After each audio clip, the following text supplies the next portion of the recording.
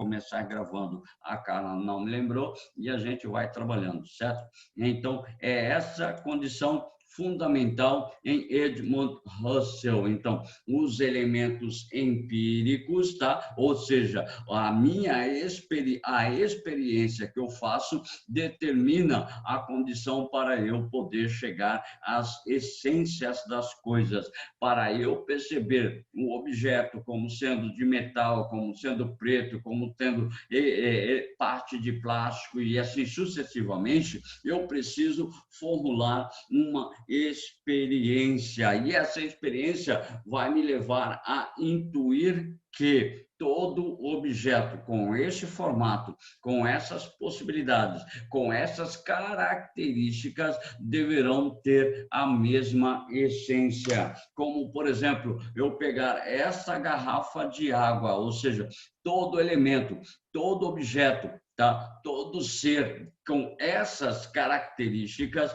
elas terão basicamente a mesma essência. Então, importante nós entendermos a intencionalidade. Portanto, a intencionalidade, a consciência é sempre consciência de alguma coisa. Parece absurdo, né? Portanto, quando você pensa uma garrafa de água, na sua consciência, a sua intuição vai levá-lo a perceber aquela garrafa de água na sua essência. Quando você pensar uma garrafa de água, você não vai pensar, por exemplo, um objeto como esse, você não vai pensar um grampeador. Então, quando você estabelece adequadamente as suas experiências, essas experiências vão formular a intuição eidética e estabelecer uma consciência, consciência de algo. Aí diz assim: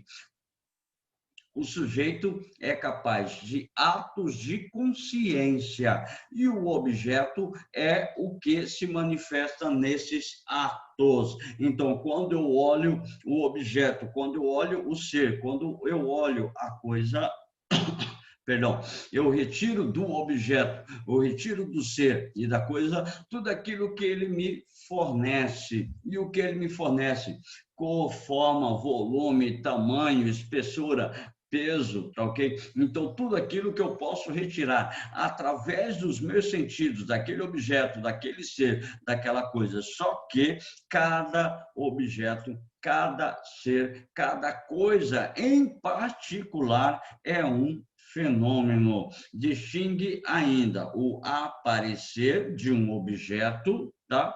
Aliás, o aparecer do objeto que aparece, tá? O aparecer do objeto, por exemplo, eu olho esse objeto, ele aparece no mundo enquanto um grampeador, certo? Só que o aparecer de um objeto é eu retirar a essência desse grampeador para formular mentalmente o que é um grampeador. Então, a essência do objeto é o objeto em si. A essência do objeto que se aparece são as suas essências pelas quais eu vou captar através dos meus sentidos. Então, vivemos o aparecer do que aparece. A consciência, ela é, então, intencional. Ela formula-se através do objeto que aparece, ou seja, os elementos aos quais eu percebo todos com os meus sentidos, com as minhas condições da captação sensorial. Aí diz assim: toda intuição que apresenta originariamente alguma coisa é, por direito, fonte de conhecimento. Ótimo, legal, tudo bem, até aí está tranquilo. Então, tudo aquilo que se apresenta a nós originariamente na intuição, ou seja, que, por assim dizer, se nos oferece em carne e osso, deve ser assumido assim como se apresenta, mas também apenas nos limites em que que se apresenta. Então, eu vejo este grampeador, tá? Você pode ter outro tipo de grampeador. Então, esse objeto se apresenta a mim como grampeador, mas ele não é o único tipo de grampeador. Ele não é o único objeto que exerce a função do grampeador. Então, mas também nos limites em que se apresenta. Então, eu posso afirmar que é um aparelho grampeador, mas não é o único. Então, eu não posso limitar o meu conhecimento a somente este tipo de grampeador, como eu não posso limitar o meu conhecimento a somente este tipo de garrafa de água. Eu não posso limitar o meu conhecimento a somente este tipo de pendrive, como eu não posso limitar o meu conhecimento a este tipo de cédula de dinheiro, acreditando que só existe este elemento. Este elemento em particular é um fenômeno. Então, isso quer dizer que dentro da capacidade da minha percepção, eu percebo os fenômenos como eles se apresentam. Essa é a ideia fundamental. Então, Russell pensava em fundamentar a fenomenologia como uma ciência rigorosa, voltada para as coisas, ou seja, vamos às coisas. Então, a fenomenologia, eu vou perceber, por exemplo, a Larissa Zan. A Larissa Zan, ela é um fenômeno. Então, eu vou perceber a Larissa como ela se apresenta no mundo. Eu vou perceber a Yasmin Seba como ela se apresenta no mundo. Eu vou perceber a Isadora como ela se apresenta no mundo, porque se eu for estabelecer uma abordagem somente através dos meus sentidos, eu posso estabelecer uma intuição inadequada, ou seja, a Larissa é um fenômeno, a Isadora é um fenômeno, a Yasmin é um fenômeno, o Murilo é um fenômeno, o Gabriel é um fenômeno, o Marcos é um fenômeno. Então, todos são seres humanos, só que cada um dentro da sua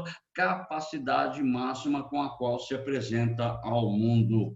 Por exemplo, o Murilo e o Marcos são seres humanos e são homens, mas não são os únicos modelos de ser humano e modelo de homem que existem na face da Terra. Então, por isso, eles são fenômenos fundamentais. E cada um de nós percebe tanto o Murilo, percebe tanto o Marcos dentro da sua capacidade fenomênica, ou seja, como eles se apresentam às nossas percepções. Então, nossas percepções são muito importantes, só que nós captamos o objeto como ele se apresenta a mim, tá? Eu vou sempre captar o objeto Murilo, tá? Como um fenômeno em particular, aqueles seus cabelos grandes, aquele seu cabelo liso e tudo mais. Então, eu estabeleço uma percepção do objeto, do ser ou da coisa. Só que essa percepção pode mudar, tá ok? Então, a essência do objeto, ela não seria, a essência do ser, do objeto e da coisa, ela não seria basicamente fixa, porque pode sofrer algum tipo de alteração, como este pendrive, ele pode sofrer algum tipo de alteração, como este pendrive é diferente deste pendrive. Então, todos possuem a mesma função, são pendrives, mas a sua estrutura material, a sua estrutura existencial, a sua essência é basicamente diferente em alguns aspectos um do outro. Então, segundo Russell, as coisas, voltar às coisas é voltar à percepção, voltar a um entendimento de como elas são basicamente dentro do universo, certo? Aí diz assim: para alcançar as coisas, é preciso fazer a redução fenomenológica,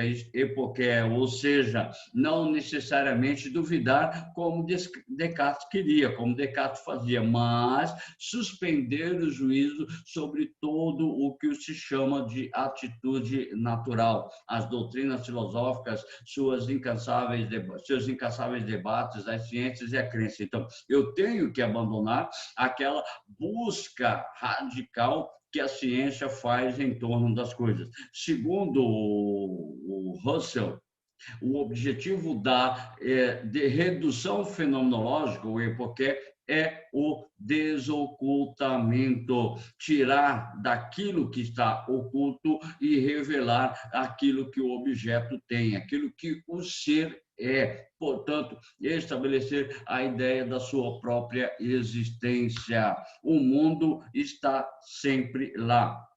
As coisas estão sempre lá. O ser humano está sempre lá. Gente, é importante eu salientar que a fenomenologia foi um dos elementos fundamentais para os primeiros psicólogos que surgiram. Então, a psicologia vai se apoiar nesse elemento da própria fenomenologia para poder perceber que as coisas estão sempre aí, tá? A existência não constitui um problema, e sim como você encara a existência das coisas. Por exemplo, você não pediu para nascer, você já nasceu, você já está no mundo. Tá? E agora, o responsável pela sua existência propriamente é você. Qual é o significado que você dá à sua existência? Essa é a ideia básica desse pensamento da fenomenologia de Russell,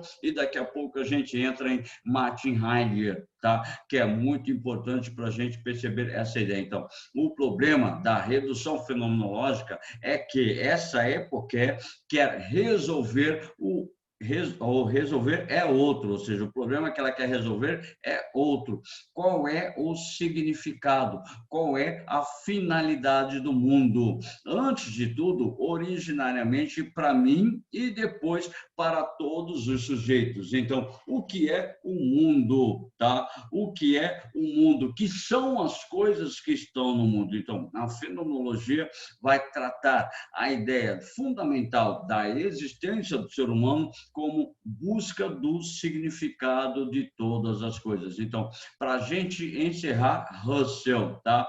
Para Russell, o que não pode ser colocado entre parênteses é a consciência ou a subjetividade. Então, cada indivíduo existe dentro da sua subjetividade. Então, seja a Larissa, seja a Isadora, seja a Yasmin, seja o Murilo, seja o Marco, seja a Carla, seja o Renan, seja a Marina, seja a Camille, seja quem for, tá? Cada um é um elemento na sua subjetividade. Mas, professor, todos nós somos seres humanos. Se todos nós somos seres humanos, nós não temos a mesma essência, para a essência material, sim. Agora, a sua essência metafísica é diferente de um para o outro, tá ok? Então, é essa a ideia fundamental. Só que todos os indivíduos devem ter a consciência de si, senão seria nada mais, nada menos que um objeto como esse, ou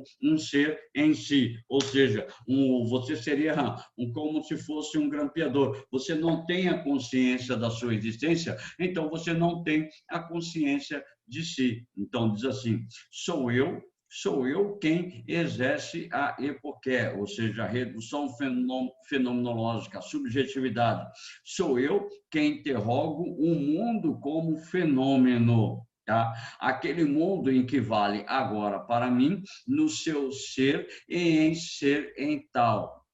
Como todos os homens que ele compreende, dos quais estou tão plenamente certo. Portanto, sou eu que estou acima de todo ente natural que tenha sentido para mim. Ente natural seriam todos os animais, todas as plantas, todos os seres humanos. Ente natural, com uma certa ausência da consciência. Então, sou eu o polo subjetivo da vida transcendental. Então, tudo aquilo que acontece na sua vida, tudo aquilo que acontece dentro da transição do fenômeno ser humano, a responsabilidade é sua. tá ok? Na qual, em primeiro lugar, o mundo tem sentido para mim puramente como um mundo. Em plena concretude, eu abranjo tudo isso. Então, por favor, é essa o preceito fundamental, aliás, é esse o preceito fundamental que vai levar ao desenvolvimento da própria psicologia, ou seja, o mundo tem sentido para mim, puramente como mundo. Todas as coisas têm um significado, inclusive na estrutura subjetiva. Então, a ideia de mundo não pode ser generalizada. Por isso, analisar o mundo como um fenômeno. Cada indivíduo tem uma forma, tem uma possibilidade de enxergar a si mesmo e ter um conhecimento do mundo em que habita. Então, essa é uma das ideias fundamentais acerca do pensamento de Russell, certo? Acerca do pensamento de Russell. Entende? Então, dentro desse cenário da fenomenologia, nós temos essas ideias de Edmund Russell. Por favor, pega o seu livro de filosofia, a página, deixa eu ver aqui qual é a página, antes da gente começar Martin Heidegger, tá? Antes da gente começar Martin Heidegger, pega o livro de filosofia, a página 212, o primeiro exercício da Cesgran-Hill, ok? A página 212. 212 é a página do livro de filosofia, diz assim o exercício 1. Ao apresentar a fenomenologia, Danilo Marcondes afirma em seu livro Iniciação da História da Filosofia que Russell considera sua tarefa basicamente como descritiva dos elementos mais básicos de nossa experiência. Traduzindo, as ideias, o conhecimento é formulado através da minha experiência que eu realizo através dos fenômenos do mundo. E diz assim, Russell via a filosofia como uma ciência rigorosa e atribuía à teoria do conhecimento um lugar central no seu pensamento. Esta proposta se realiza através de uma, letra A, uma volta à perspectiva epistemológica da modernidade de fundamentação ou legitimação do conhecimento científico e intersubjetivo, primeiro que não é um conhecimento científico, e sim um conhecimento filosófico, e não é intersubjetivo, ele é um conhecimento subjetivo, nós acabamos de falar sobre isso, então joga fora a letra A, não é intersubjetivo, seria subjetivo. Letra B, a teoria que analisa a atitude natural ou espontânea em que se constituem nossas crenças, fundamentando no modo rigoroso. Então, não é a crença, e sim a percepção sensorial. Joga fora a letra B. Letra C,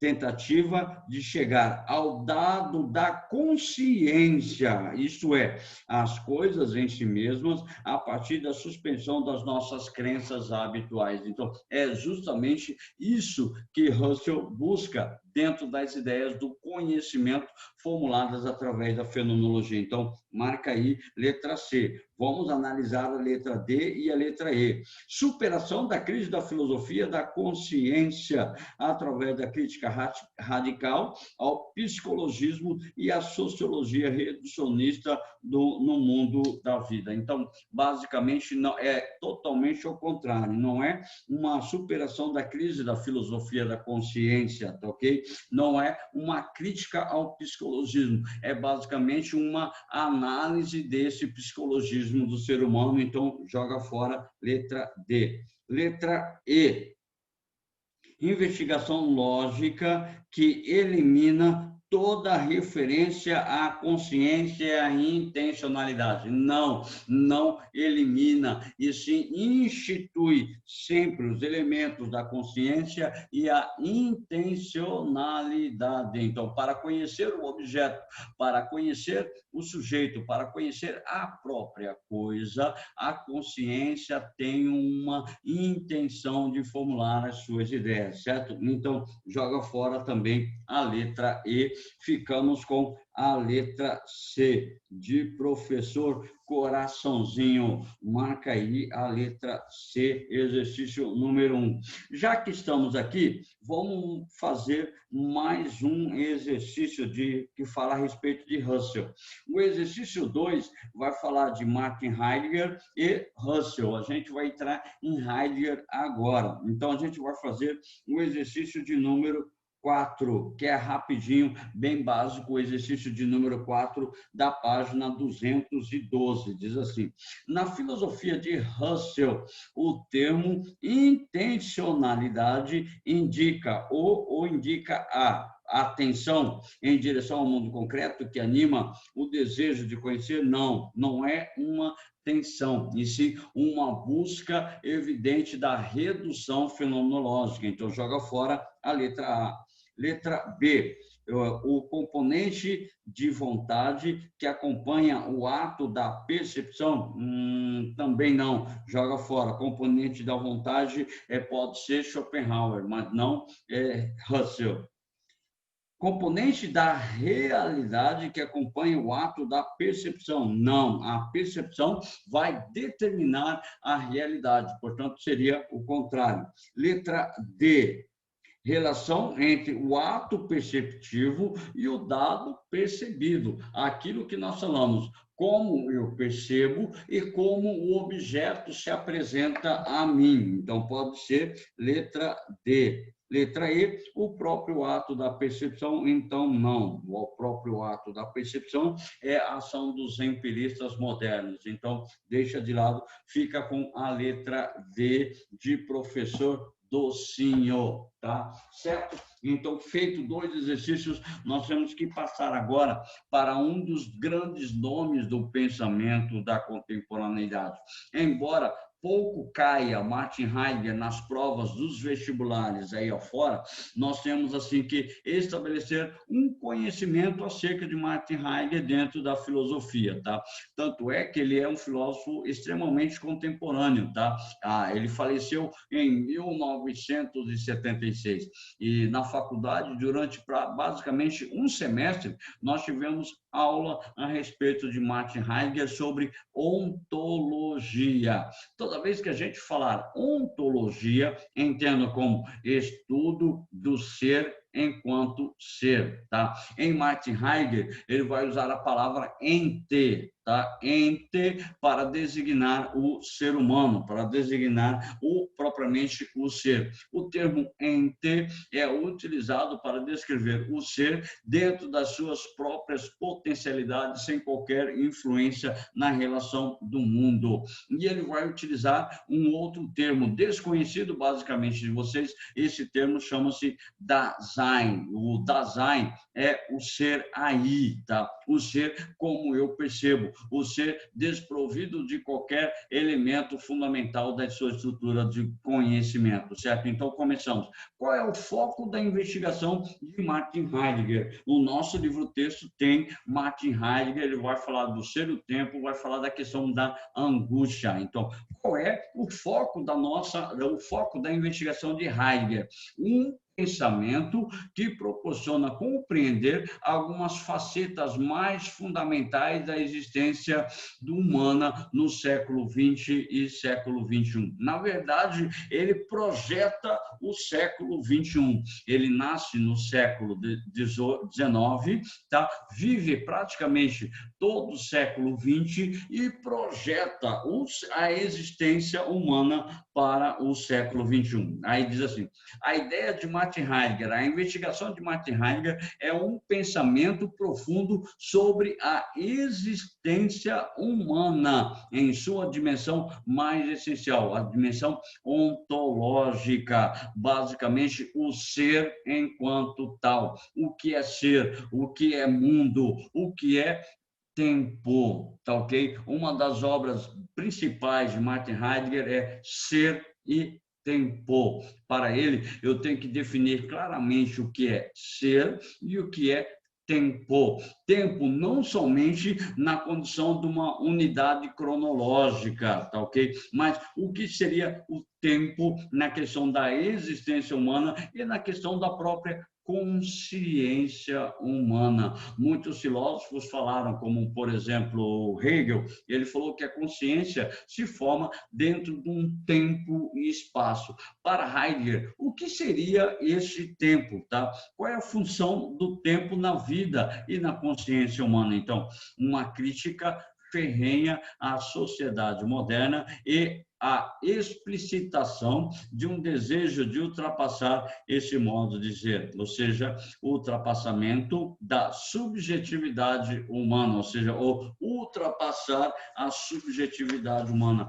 Fora desse contexto individual, fora dessa subjetividade humana, o que existe? Então, essa é uma das principais indagações de Martin Heidegger. Então, retomada da pergunta pelo sentido do ser esquecida pela história do pensamento ocidental. Então, qual é o sentido do ser, qual é o sentido de ser? É totalmente diferente, duas perguntas totalmente diferentes. Então, qual é o sentido do ser? Daí a questão ser no mundo, e qual o sentido de ser? Tem algum sentido em ser? E qual é a possibilidade de chegar a essa ideia desenvolvida? Então, que ente somos nós? O que ser somos nós? Ele diferencia o ente animal e o ente humano, tá ok? O ente animal seriam entes fechados, vivem um círculo em torno, ou seja, por exemplo, numa manada de búfalos, eu tenho um búfalo alfa, num grupo de leões, eu tenho o leão alfa. No grupo de lobos, de uma alcateia, sempre eu terei um alfa e eu tenho um círculo em torno deste indivíduo, em torno deste ser. Há um chamado embotamento das possibilidades da existência, ou seja, não há uma realidade visível, não há uma realidade transcendente. O que há é a lei da força, no caso dos animais. Então, cede às cadeias causais que são dadas. Por exemplo, o alfa, ele tem um controle do grupo, ele pode dominar todas as fêmeas e os outros ficam à sua dependência. Só que o ente humano, tá, que nós somos, tá, aquela possibilidade da nossa própria existência, nós somos chamados seres abertos, ou seres em abertura, porque nós somos o ser no mundo. Por que ser no mundo? Porque eu sou um ser, eu tenho a consciência do que eu sou e tenho a consciência de estar no mundo, coisa que não acontece com os animais. Então, eu tenho a consciência de ser e tenho a consciência do mundo e de estar no mundo. Por isso, estabelece uma certa transparência da possibilidade da existência humana, tá certo? Uma transparência, uma ideia fundamentada basicamente dentro das condições causais do ser humano. Então, é íntimo das possibilidades e do nada, ou seja, o ser humano, ele tem a consciência das possibilidades que existem e também tem a consciência do próprio nada. Então, essa possibilidade, ele é íntimo dessas possibilidades, porque quando ele se torna um ser consciente das suas condições, quando ele se torna um ser consciente das suas probabilidades, das suas condições de estar no mundo, ele torna-se também um ser de possibilidades. Surgem diversas situações onde ele vai se enquadrar no mundo. Então, o mundo existe exige que ele torne-se um ser aberto ao entendimento do próprio mundo. Então, ser e tempo, tá ok? A obra, isso é uma obra, tá? Isso é um livro de Heidegger, basicamente dessa grossura, basicamente desse tamanho, que trata a respeito dessa condição do ser humano, onde ele tenta mostrar uma radiografia ontológica do ser humano. Olha só, pegando os elementos da biologia. O que faz uma radiografia? Uma radiografia, ela vai analisar dentro de uma condição mais profunda o ser humano, aquilo que não é superficial. Então, Martin Heidegger, ele vai buscar o elemento além do superficial da estrutura do ser humano. Então, o que é ser? Ser é existir ou ser estar no tempo. Então, assim, ele possibilita a existência humana, aquilo que é ôntico, ou seja, aquilo que é próprio do ser existenciário, ontológico e existencial, ou seja, permite sair de toda e qualquer possibilidade, permite que o ser humano deixe a sua condição básica de ser, tá? E busque um sentido fundamental na sua própria existência. Então, como se, por exemplo, você fosse um grampeador e você superasse essa condição de ser grampeador e estabelecesse a sua consciência de estar no mundo. Portanto, o ser e o tempo indicam as estruturas existenciais a partir de uma analítica do ser humano. Então, o que é ser humano? Não o que é o ser humano. Eu vou perguntar para Larissa. Larissa, o que é ser humano e não o que é o ser humano? Eu ou outra Larissa, Pro? Você, Larissa, Larissa Zan, desculpa. O que é o Tudo que bem. é o que é ser humano e não o que é o ser humano? Ah, entendi. Ah, várias coisas. Ai, não Exemplo, sei, exemplo. ser humano? Ah, ai, não sei. Ser um mamífero? Pode ser? O que é ser humano? Você é um ser humano, tá? Mas o que é ser humano? É uma boa pergunta, Pro. Ah, tá vendo? Então você não participou nada da aula de Russell. Ser humano é ter consciência de si no mundo, tá ok? Ser humano é ter a consciência de si no mundo. Por isso, uma análise, uma analítica do ser humano. Quando eu digo o que é o ser humano, fica mais fácil da gente poder responder. Parece brincadeira, mas o que é ser humano? Ser humano é ter a consciência de si no mundo e as suas relações subjetivas que estabelece com outros seres, com outros elementos fundamentais. Então, é essa a essência da fenomenologia, tá ok? Aí dizendo assim, você está nossa, saiu horrível a minha imagem.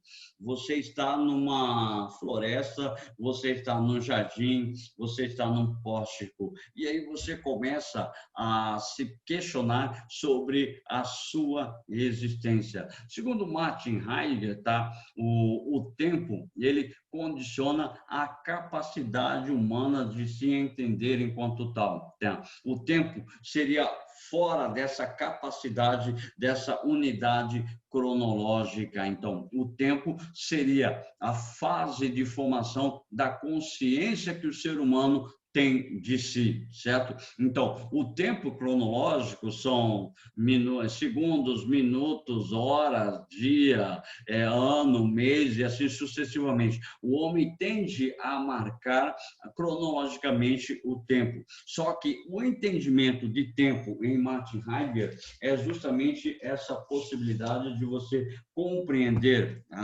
formular a sua consciência e compreender a essência do próprio ser, tá? Aí diz assim, lá na página 208 tem essas ideias que a gente está falando. Então diz assim, O modo típico do homem consistiria em estar sempre em situação, ser aí, ou seja, inserido em um contexto que requer a atuação como realização. E disso observa-se a história, consiste em um enredo de acertos e erros, pois em essa situação é estar à exigência de atuar, portanto, dispostos a cometer erros e acertos. Nesse sentido, a filosofia heideggeriana sugere uma reflexão sobre o compromisso de atuação de cada um, de cada ideia que solicita. A existência é concebida como poder ser, ou seja, como um projetar que define o homem enquanto é capaz da sua transcendência, envolvido em um movimento de superação e ultrapassagem dos seus próprios limites. Então, o tempo seria essa condição em que o homem estabelece um ultrapassar dos seus próprios limites e a formulação de uma consciência sensível, tá, ok? O ser aí, o chamado Dasein, e o mundo, a partir dessa percepção, não apresenta como algo estático a ser contemplado, mas como um conjunto dinâmico de elementos à disposição da atuação humana, como um universo instrumental a ser utilizado. Então, o mundo está aí como um elemento fundamental para o uso e transformação do ser humano. O homem projeta suas ações nesse mundo e utiliza em cada circunstância, caracterizando-se, portanto, como um ser no mundo, certo? Então, o ser humano é justamente esse ser no mundo, porque ele tem a consciência de si e a consciência do próprio mundo. Aliás, o que é, afinal, o ser humano? Aí, Larissa, vamos lá. Diz assim, o ser humano não é um dado subjetivo de uma objetividade. O ser humano é lugar onde tudo é. O ser humano é uma clareira, traduzindo, tá? É um ente privilegiado, pois pergunta pelo sentido do ser. Portanto, o único que é claro, isso é evidente, o único ser que existe, que tem a capacidade de perguntar pelo sentido do seu próprio ser, é o ser humano. Você não vai ver um periquito, você não vai ver um papagaio, você não vai ver um leão perguntando o que é ser. Segundo esse pensamento, tá? Ele define que existem as possibilidades ou modos de ser do ser humano, porque primeiro ele compreende a sua essência, ele compreende aquilo que ele é, tá? Vírgula. Por favor, fazer um breve comentário aqui, um tanto quanto perigoso, tá, ok? Porque, assim, a fenomenologia ela está associada diretamente à psicologia. Então, muitas coisas que a gente está falando parecem elementos da psicologia. Quando você não consegue compreender o seu próprio ser, muitas vezes você chega a uma angústia. Martin Heidegger fala a respeito dessa ideia da angústia. E essa angústia, ela pode ser vista como um medo, uma condição do próprio ser humano, o medo de existir. Então, ele não compreende a si mesmo. Quando você compreende a si mesmo, quando você compreende a sua própria existência, quando você compreende todas as ações que estão à sua volta, ótimo, a vida caminha maravilhosa. Agora, quando você não compreende a si mesmo, você pode ser conduzido à angústia, tá, ok? E essa angústia pode conduzir o indivíduo a uma grande doença moderna, a depressão. Então, muito cuidado, tá? Esses temas são um pouquinho perigosos, esses indivíduos são um pouquinho perigosos para você ler, mas pode ler o livro de filosofia, o nosso livro-texto, o nosso capítulo 11, que está bem resumidinho, está bem tranquilo para a gente poder fazer a leitura. Caso você queira ler Martin Heidegger, tem que ter muito cuidado para você ler Martin Heidegger. Heidegger, tá ok? Então, assim, o ser humano, ele é capaz de projetar. Ele fala assim, ainda não. O que é o ainda não? Como, por exemplo, você é adolescente, você está entrando no meio universitário, então você ainda não é um profissional. Por você ainda não ser um profissional, você projeta a sua condição para que quando você seja um profissional, você seja assim, você seja isso, você seja aquilo, certo? Então, essa é a condição fundamental. Ou o ser humano é o poder ser sempre. Você pode ser sempre aquilo que você se autodefinir. Só que é importante lembrar que a essência do ser humano, ela sofre transformações e nós falamos disso aqui já. A essência do ser humano, ela pode sofrer diversas transformações, como, por exemplo, o ser criança, o ser adolescente, o ser adulto.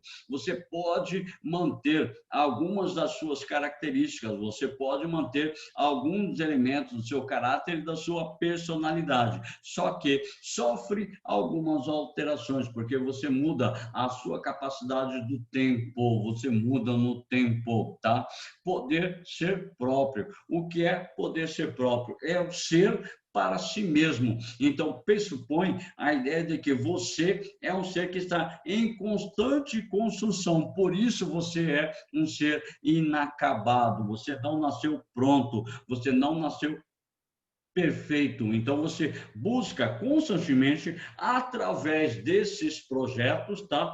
Tornar-se um ser basicamente completo, ou buscando sempre a completude do ser. Tá? O ser no mundo e o ser com os outros. Então, não se esqueça que quando você é um ser humano, você está no mundo. E este mundo existe outros seres humanos. Então, o ser no mundo e o ser com os outros. Você, na relação com seu pai, com sua mãe, com seus irmãos, com seus colegas, com seus professores, com sua coordenadora, com o seu namorado, com a sua namorada e assim sucessivamente. Como é a sua relação com o mundo e com os outros seres que estão no mundo? Sendo que cada ser tem uma consciência de si, portanto, o elemento como você estabelece a sua consciência em relação à consciência do outro. É por isso que ele chamou de Dasein, tá? O ser aí. Eu sou aquilo que sou,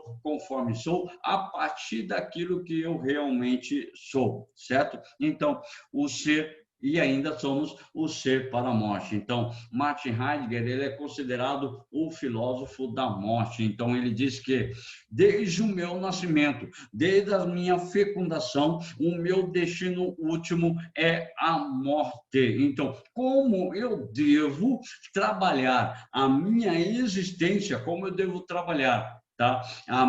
O meu ser no mundo para quando poder chegar à minha morte, eu estar tranquilo e não angustiado. Então, segundo Martin Heidegger, na sociedade ocidental, muitas pessoas entram em angústia, entram em desespero devido ao medo da morte. Então, não que ele pressupõe que não devemos ter medo da morte, mas ele pressupõe que quando você estabelece um conhecimento adequado da sua própria existência, você passa a não ter medo da morte. Aí entra a questão do tempo, tá ok? Determinado tempo. Então, nós temos uma condição interessante, tá? Nós teríamos um prazo de validade. Então, o grande angústia, o grande desespero que gera nas pessoas é até quando irei viver? Como eu irei morrer? Então, essas condições, segundo Martin Heidegger, são elementos fundamentais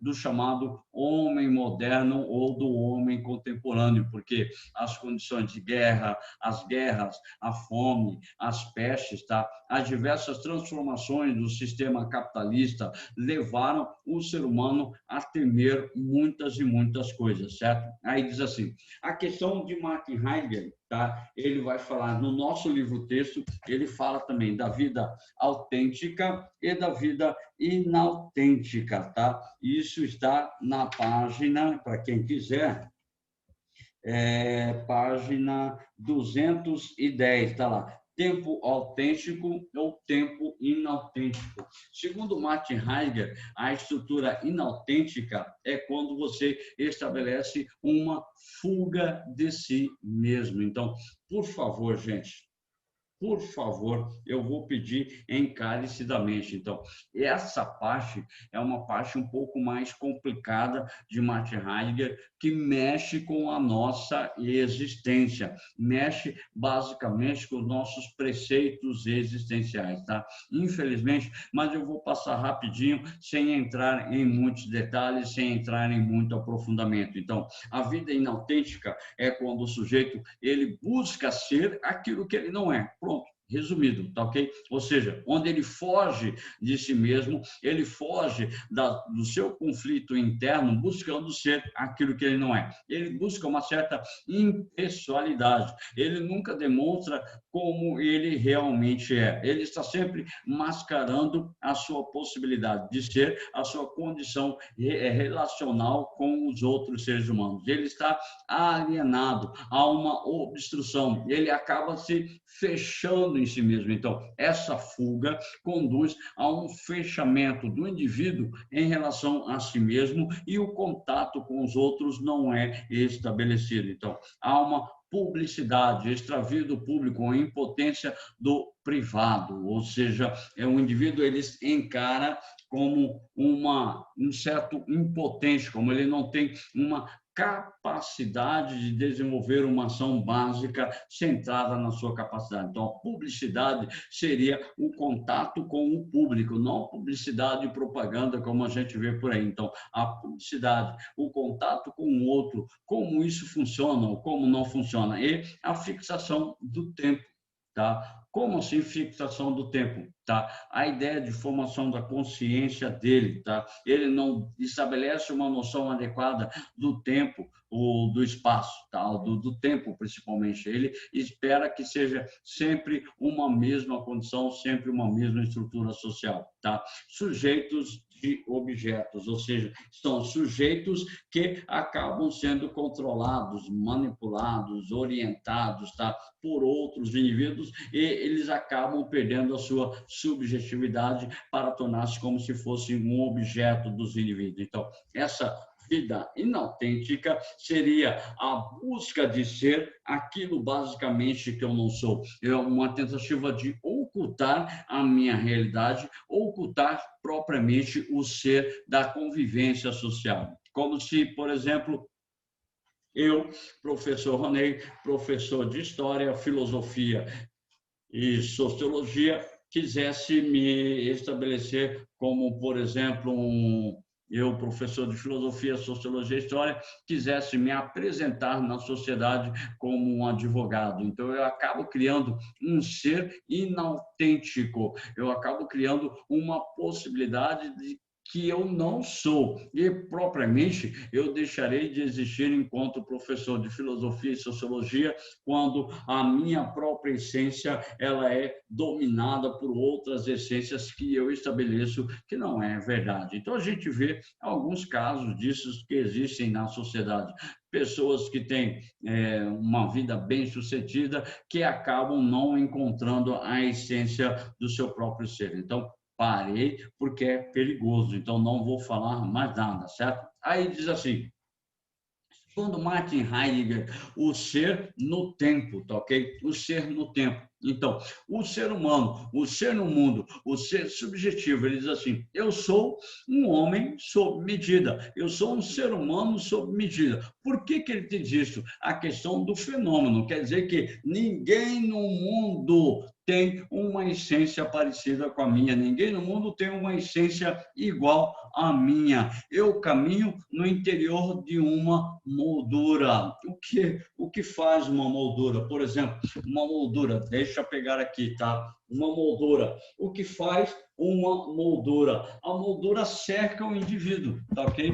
E quando essa moldura cerca o indivíduo, é para dar a vida ao próprio indivíduo. Então, eu não aconteço, tá? Eu me assisto. Como assim eu não aconteço? Então, eu sou, eu me assisto, eu me vejo, eu tomo consciência de mim mesmo. Então, para que eu possa existir, eu tenho que tomar uma consciência de mim. Então, eu não fluo e o desconhecido não cesse os caminhos através de mim. Então, todos os meus passos, todos os meus caminhos estão ligados diretamente à minha consciência de ser. Então, cada gesto que eu vou executar já está narrado, já está pensado. Então, a ideia, por exemplo, é até interessante isso, né? Os nossos professores, quando o professor entra em sala de aula, você sabe a piada que ele vai contar, você sabe os gestos que ele vai fazer,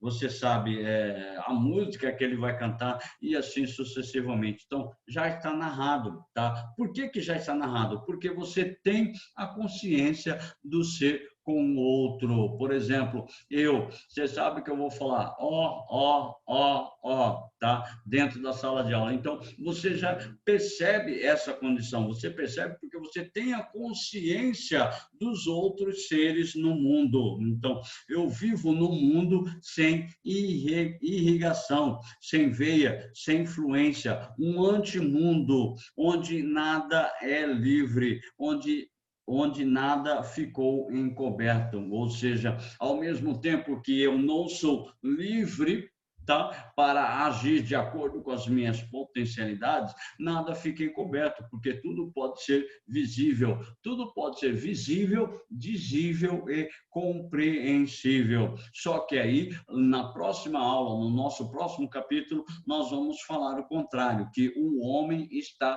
condenado a ser livre. Jean-Paul Sartre. Aí é uma outra ideia, aí é um outro tipo de conhecimento, aí é um outro tipo de elemento que a gente vai mostrar. Então, apagou-se o bruxeleiro da última chama, ou seja, acabou a última chama do ser humano, acabou a última essência do ser humano. Então, eu sou um ser sob medida, tá?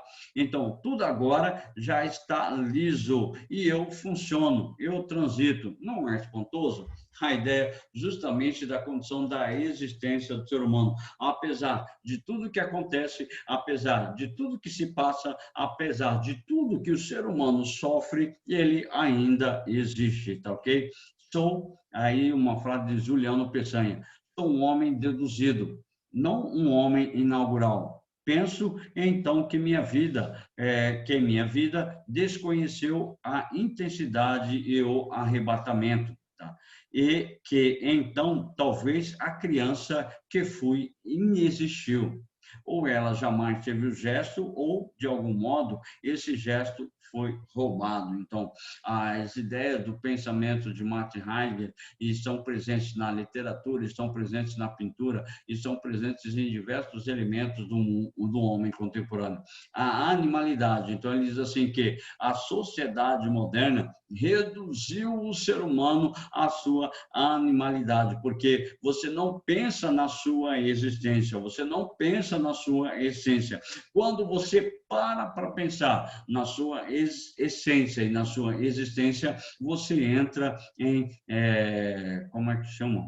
Acabou, em angústia, tá? Você entra em angústia. E essa angústia conduz ao indivíduo à objetificação, ou seja, a animalidade, você perde a consciência de si, você torna-se um objeto do próprio indivíduo, objetivação dos indivíduos, ou seja, um ser sem consciência, um ser sem a capacidade de estabelecer a ideia fundamental do que ele é. Então, diz assim, há uma decadência e uma desagregação, ou seja, a obra é ensaio sobre a cegueira humana. O homem vê, mas não consegue enxergar, tá ok? Ele não consegue perceber além do pressuposto da superficialidade, conforme nós falamos. Então, é possível escapar dessas condições? Martin Heidegger vai abordar essas ideias fundamentais, como, por exemplo, a condição da consciência humana.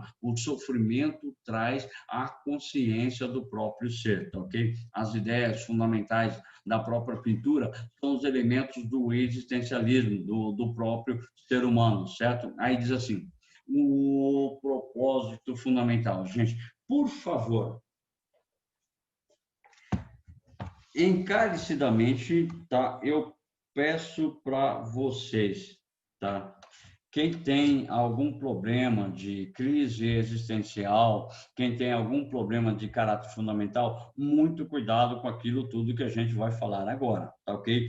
Porque diz assim, a questão do tempo em um lugar, tem um lugar central na filosofia de Heidegger. Em sua obra, O Ser e Tempo, a temporalidade é a estrutura mais fundamental do ser, ou seja, o ser aí, que é o Dasein, existe como antecipação dos seus projetos, caracterizando dessa forma como ser possível voltado para o futuro. No entanto, o ser aí é um ser já existente no mundo, portanto, voltado para o passado, independente da sua memória. O ser aí existe como presença no presente, cujo o modo de ampliação é a intuição. A essência do ser aí reside na sua existência. Então, a angústia é uma disposição fundamental privilegiada da existência humana, tá? Do Dasein, do ser aí. Então, a angústia é uma condição fundamental da existência humana. Se você existe em algum momento da sua existência, você já passou por certos elementos de angústia, tá ok? A angústia, ela é a possibilidade de nos singularizarmos, tá ok? A angústia é a nossa chance de ultrapassamento da subjetividade moderna e buscar superar essas condições mais angustiantes que me cercam. A angústia é o momento em que o ser humano se vê diante de si e diante do mundo, tá? Eu estou no mundo, tá? E agora o que eu faço? Eu sou universitário. Eu terminei a minha faculdade. E agora, o que eu faço? Então, é essa a condição fundamental. Você está no terceiro ano do ensino médio, precisa prestar o vestibular. O que eu faço? Então, é essa a condição, segundo Heidegger, da existência do ser humano que pressupõe uma certa angústia. Então, a angústia é a abertura para a acolher aquilo que você espera, acolher aquilo que você sonha. Então, o que é angústia? Segundo Martin Heidegger, não tem uma causa intramundana, tá? Não tem uma causa no interior do mundo, e sim na estrutura externa ao mundo. A angústia, ela pode evocar o sentimento de tristeza, ansiedade, depressão, medo ou forma imprópria da angústia, insegurança e desespero. E segundo Martin Heidegger, você consegue superar todos esses elementos quando você compreende a essência do próprio ser, quando você compreende o significado da sua existência, pressupõe uma superação dessa angústia. E quando você pressupõe, quando você entende a sua essência no mundo, você consegue superar a tristeza, você consegue superar a ansiedade, você supera os elementos da depressão. É claro que isso aqui é uma condição de uma doença psicológica moderna, que tem muito a ser trabalhado sobre ela. Você supera a sua insegurança e você supera o seu certo desespero. Então, isso, segundo Martin Heidegger, só é possível a partir de alguns elementos fundamentais. Então, para ele, deixa eu voltar aqui, para ele, na obra O Ser e o Tempo, parágrafo 40, ele diz a respeito da angústia. A angústia desacortina o horizonte da existência, ou seja, desencobre a minha existência. Então, a angústia vai fazer eu questionar cada vez mais o significado da minha própria existência. Então, ela não tem causa no mundo. A angústia, ela é sua. Foi você que criou, foi você que gerou essa angústia. E como você pretende superar? Ele diz assim, a angústia não vê um aqui e um ali determinado. Tá? O ameaçador não se encontra em lugar nenhum. A angústia não está aqui, a angústia não está ali, a angústia não está na aula, a angústia não está no elemento externo, você está em você. Então, aquilo com que a angústia se angustia é o nada. E isso retira do homem a possibilidade de decair. Então, muito cuidado com essas ideias, tá? A angústia revela o poder ser mais próprio, o ser livre para assumir, ou seja, a angústia revela como você pode ser, qual é a possibilidade de ser mais próprio, mais adequado, o meu ser existencial para você poder superar essas suas condições.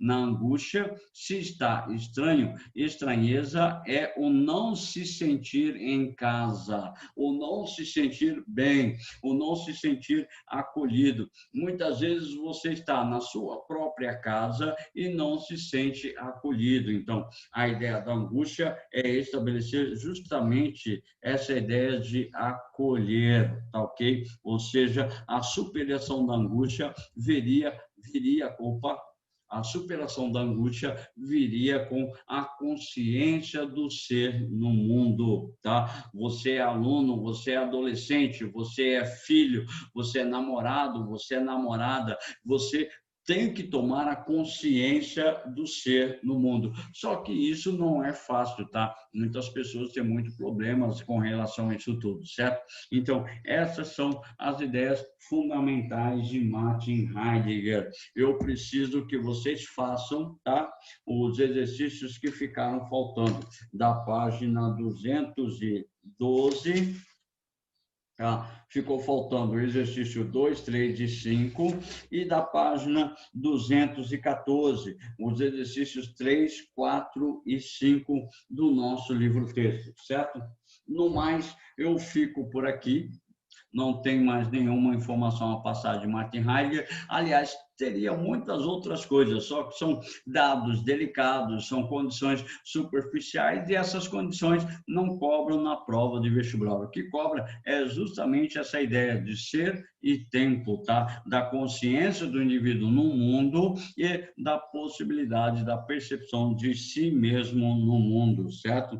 Então, é basicamente essas informações, tá? Agora, só para confirmar a presença de vocês, eu preciso que vocês abram vossas webcam. Por favor, abrindo a webcam para eu ver o rostinho de vocês para falar que vocês estavam realmente na aula. Tem gente que conecta e cai fora da aula. Por favor. Yuki Gabriel com a cara de sono. Larissa, bom dia, Larissa. Caio, bom dia, Caio. Camille, parabéns por estar presente em nossa aula, estava sumida. Maria Helena, bom dia, Maria. Marina, parabéns por estar na aula, Marina. Coutinho, seu cabelo está pior que o meu, Coutinho. Tá? Yasmin, bom dia, Yasmin. Tá? O Gabriel Kipper, bom dia, Gabriel. Ou tem um violão pendurado ali, hein? Vamos tocar uma modona de viola. Carla, bom dia, Carla. Rafael, bom dia para você. Para vocês, uma ótima semana, tá ok? Um beijo bem gostoso e a gente aguarda o nosso breve retorno, certo? Um beijo, beijo, beijo. Tchau, tchau, tchau.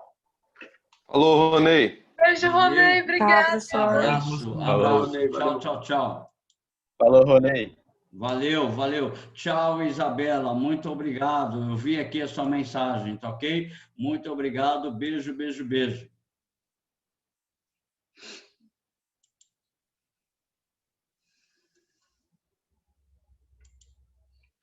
Até mais, Ronei. Até mais, João.